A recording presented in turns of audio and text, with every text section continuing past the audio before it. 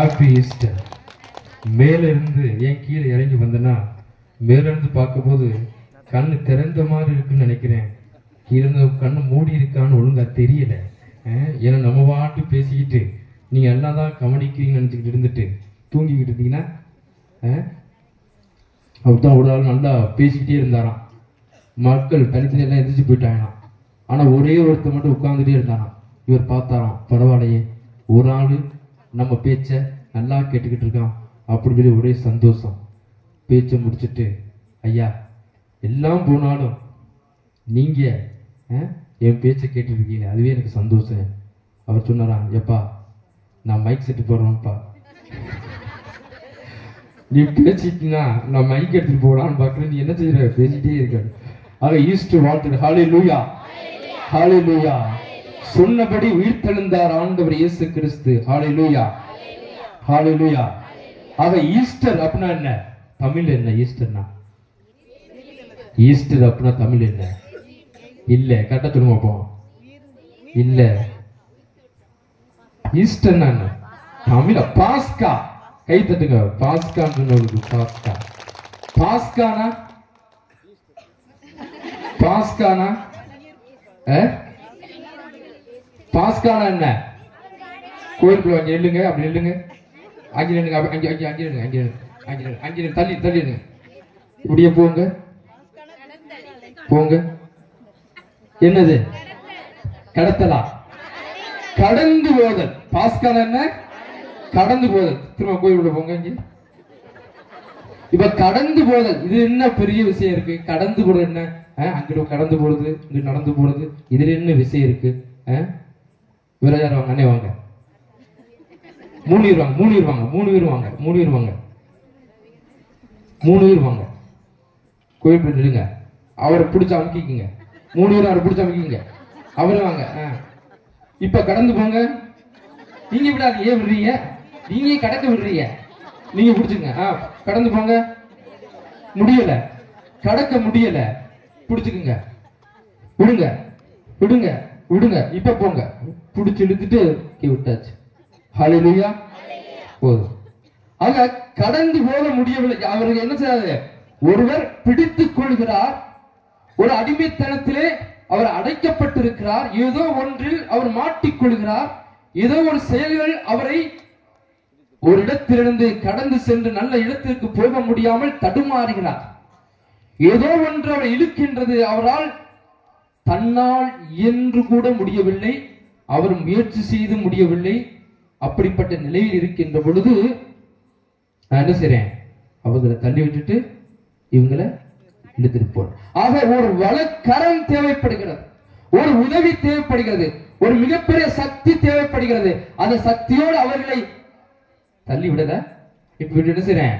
அவரை இழுத்துக்கொண்டு அடுத்த இடத்திற்கு கொண்டு வருகின்றேன். ஹல்லேலூயா, ஹல்லேலூயா. தூக்க வருதா? இல்ல. ஆக பாஸ்கா என்று சொன்னால் கடந்து வருதல். ஆனால் கடக்க முடியாத நிலையில் இருக்கின்றவர்களை கடவுளுடைய வலக்கரத்தினால், கடவுளுடைய பேரிரக்கத்தின் உதவியினால் அவர் நினைச்சாங்க கடக்கப்பட்டு, அவர் உதவினால் கடக்கப்பட்டு வருகின்றார். இதைத்தான் பாஸ்காவாக பழைய ஏற்பாட்டில் யூத பாஸ்காவாக கொண்டாடப்படுகிறது. மக்கள் பார்வோரின் அடிமைத்தனத்தில் இருக்கிறார்கள். அவர்களுக்கு நாதி இல்லை. அவர்கள் பேச்சை கேட்க யாரும் இல்லை. அவர்கள் மேல் பழு சுமை சுமத்தப்படுகின்றது. அவர்கள் எழுந்து குரல் எழுப்பியும் கத்தியும் ஒன்றும் முடியவில்லை. நாதி இல்லை. அனாதையாக பழுவான சுமையை அடிமையாக அவர்கள் வாழ்ந்து கொண்டிருக்கிறார்கள். குரல் எழுப்பி கத்துகின்றார்கள். நம்முடைய வாழ்க்கையில அப்படித்தான். நம்முடைய வாழ்க்கையில பல சுமைகள் இருக்கும். மனிதர்கள் நம் பேச்சை கேட்பதில்லை. கடன் சுமையா இருக்கலாம், கட்டுக்களா இருக்கலாம், பிள்ளி சூனியமா இருக்கலாம், சாவமா இருக்கலாம். ஏதோ ஒன்றில் மாட்டிக்கொண்டு அவன் முழித்துக் கொண்டிருக்கிறான். என்னை விடுதலை செய்து, என்னை யாராவது உதவி செய்து காக்க மாட்டார்கள் என்று அடிமைப்பட்டு கிடக்கிறான். அப்பொழுதுதான் 40 ஆண்டுகளுக்கு 40 ஆண்டுகளாக இஸ்ரேல் மக்கள் அடிமைப்பட்டு கிடக்கின்றார்கள். ஆனால் உங்களுடைய குரல் மற்றவர்களுக்கு கேட்கிறதோ இல்லை. இஸ்ரேல் மக்கள் அவர்களின் குரல் எகிப்திய அரசர்களுக்கும் மக்களுக்கும் கேட்டதோ இல்லையோ. நீங்கள் படுகின்ற சத்தம், அல்லல்கள் மனிதர்களுக்கு கேட்கிறதோ இல்லையோ, மாறாக உங்களை படைத்த கடவுளுக்கு கேட்கிறது. ஹல்லேலூயா. ஹalleluya ஹalleluya 40 ஆண்டுகளாக அவள் அவதியை கடவுள் காண்கிறார். மோசே மோசே என்று அழைக்கிறார். என் மக்கள் படுகின்ற துன்பத்தை நான் கண்டேன், அவர்கள் படுகின்ற அல்லலை நான் கண்டேன், அவருடைய அழுகுரல் என்னை எட்டி இருக்கிறது. இப்போதே நான் இறங்கி வந்து வருகிறேன் அவர்களை காப்பாற்ற, அவர்களை மீட்க நான் இறங்கி வருகிறேன், போ என்று சொல்லி மோசேவை அனுப்புகிறார். மோசே சொல்றான், ஆண்டவரே நான் திக்குவார், எனக்கு பேச தெரியாது, நான் எப்படி ஒரு அரசன் முன்பாக நின்று அவர்களை விடுவிப்பேன் என்று சொல்கின்ற பொழுது, நான் இருக்கிறேன், நான் உன்னோடு இருக்கிறேன், போ என்று சொல்கிறான். அவன் போறான். போய் கேட்டோன்னு விடுவானா? விடமாட்டான். என்ன சொல்றான்? 10 வகையான துன்பங்களை கடவுள் கொடுக்கிறார். ஹalleluya ஹalleluya. விடுதலை பயணம் 7:14 வாசிங்க. முதல் துன்பம் என்ன? விடுதலை பயணம் 7:14 முதல் துன்பம். மேல தலைப்பு வாசிங்க. தண்ணீர் ரத்தமாக மாறுகிறது. நைல் நதி தண்ணீர் எல்லாம் ரத்தமாக மாறுகிறது. எகிப்திய மக்கள் மன்னன் குடிக்க முடியவில்லை. அவன் என்ன சொல்றான்? பயப்படுகின்றான். நான் அனுப்புறேன் அப்படின்னு சொல்றான். திரும்ப என்ன ஆகுது? அனுப்பல, மக்களை அனுப்பல. இரண்டாவது துன்பம். அடுத்த தலைப்பு,